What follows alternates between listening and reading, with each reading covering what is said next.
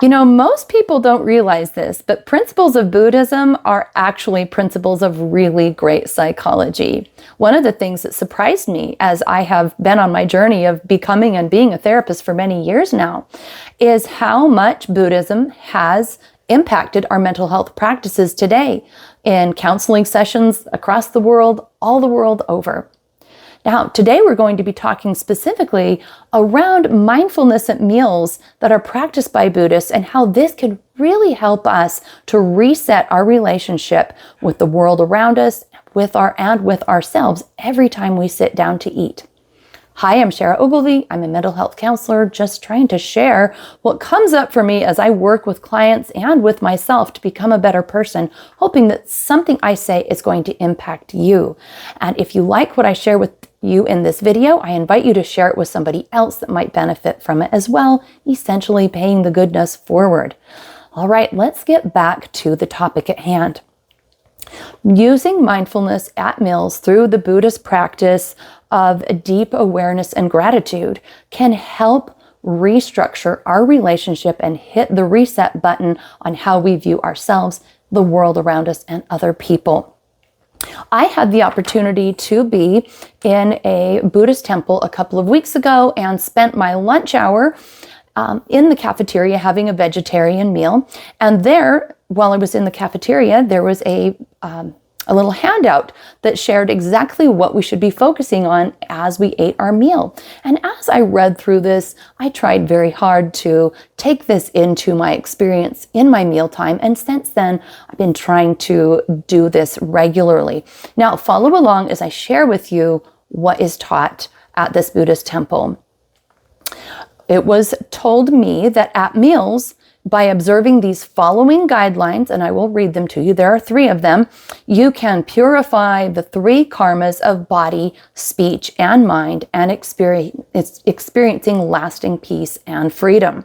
Essentially, what that means to me is it helps us to be grounded, present, aware in a kindly state of welcome and receptive gratitude, being aware of other people and of ourselves and of the abundance of the world that we live in. To be in that state is to be filled with light and love. And I think that's something that most of us want. So here are the 3 things that we can do to gain this enlightenment, to experience this lasting peace and freedom. And again, I will say, if all of us did these every time we sat down to eat, it would change the world. It certainly would change ourselves. And as we each change ourselves, of course, the world changes. Okay, tip number 1, reduce idle chatter and maintain right mindfulness. A tranquil body and mind lead to joy and meditative stillness. So this first practice is to reduce idle chatter and have right mindfulness. Idle chatter is saying things that don't need to be said. It's shooting the breeze and throwing words out there just to hear the sound of your own voice.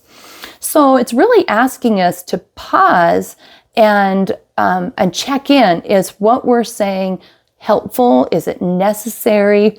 Is it going to promote anything positive? Otherwise, maybe remain in a more peaceful, silent state. And right mindfulness, of course, is being grounded in the present moment, aware. All right, the second practice is limit use of mobile devices and reduce screen time to keep the mind undistracted and mindful of the wholesomeness of the meal. This one would change families and relationships the world over if we would all just put our phones away and have the TVs off during mealtime. So what we're being asked here to do is to be present with the food and present with the people that are with us, to be undistracted and focused on we're having an opportunity to be nourished. This food that the earth gave to us and that this moment is so gracious to provide for us is worthy of our attention at this time. All right, the third practice actually has 5 parts, but I will read the practice to you. When taking a meal, reflect on the 5 contemplations of food. So these 5 contemplations help us to really think about what is happening in this moment with this food, rather than racing on in kind of a half asleep, ungrateful state. So the 5 contemplations of food are: first, consider the effort involved in preparing this food and where it comes from.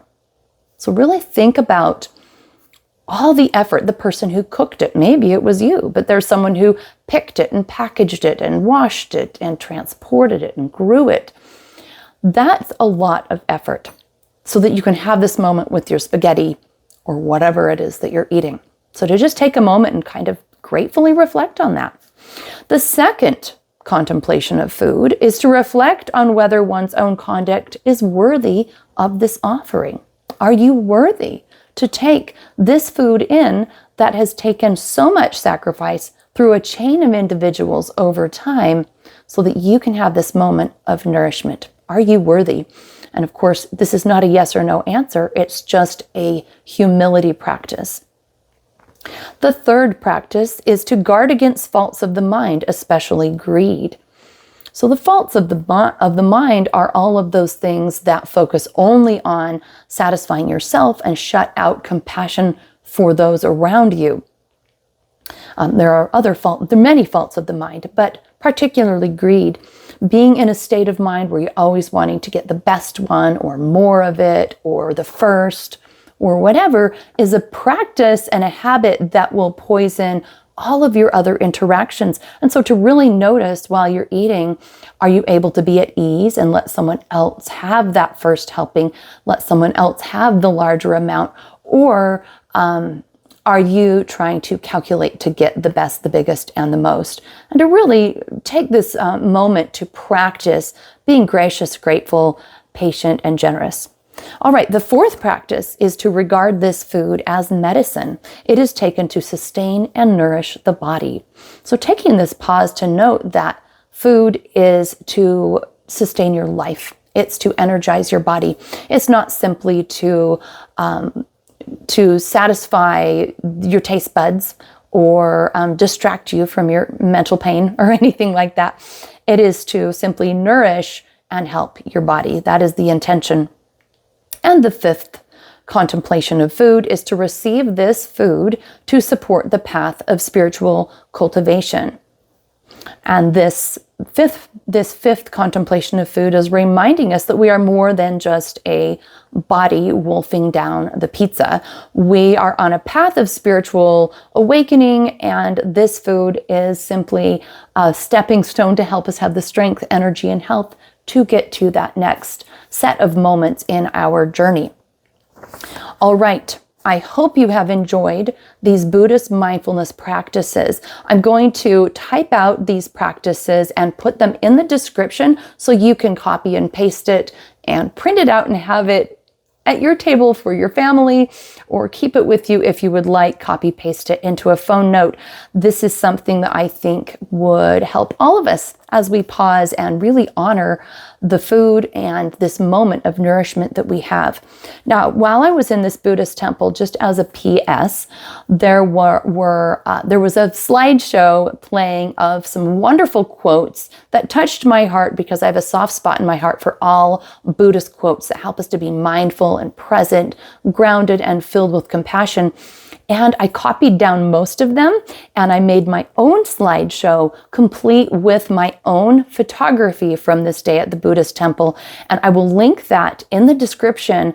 It's an 8-minute slideshow that you can just have on loop in your living room. You can have it on loop in your office, any place that you need reminders of how to be very grounded in Buddhist principles that can help you with your mental health and combating this autopilot that we get on as modern beings. And I look forward to seeing you in the next episode, and ask that, of course, if you like this content, that you subscribe and share so that others can enjoy as well. And I'll see you next time.